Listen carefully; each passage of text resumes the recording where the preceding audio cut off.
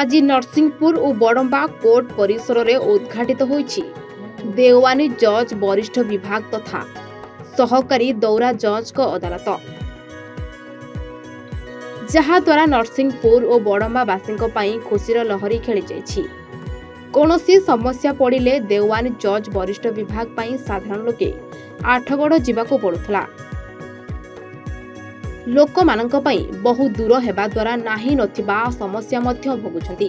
ताहा एबे बड़म्बा और नरसिंहपुर कोर्ट परिसर रे लोके लाभ उठाई पारिबे। एही अवसर रे आज ओडिशा हाईकोर्ट रो मुख्य विचारपति डॉक्टर विद्युत रंजन षडंगी मुख्य अतिथि भावे जोगदे उद्घाटन करथिबा बेले नरसिंहपुर और बड़म्बा बार एसोसिएशन रो समस्त सदस्य उपस्थित थे। यह कार्यक्रम रे जिला और दौरा जज, रेजिस्ट्रार, सिविल कोर्ट नूतन भावे जोगदे बड़म्बा और नरसिंहपुर रो 2 जण सिविल जज प्रमुख उपस्थित थे।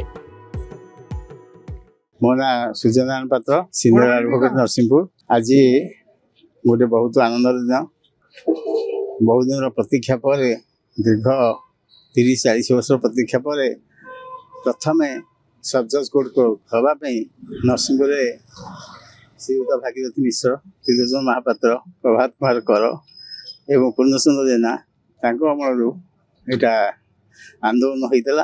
विभिन्न आंदोलन समय नरसिंहपुर समस्या और सब जज कोर्ट विभिन्न समय दाबी कराइला, किंतु बहु प्रतीक्षित आमर जो दाबी आज आम पूरण हो। आज आम हाईकोर्ट मुख्य विचारपति से आज आसी आमर यहाँ उद्घाटन कले एवं ये साक्षी निगला और ये सबुन सब जज कोर्ट खोलला एवं यह नरसिंहपुर आनंदर कथा।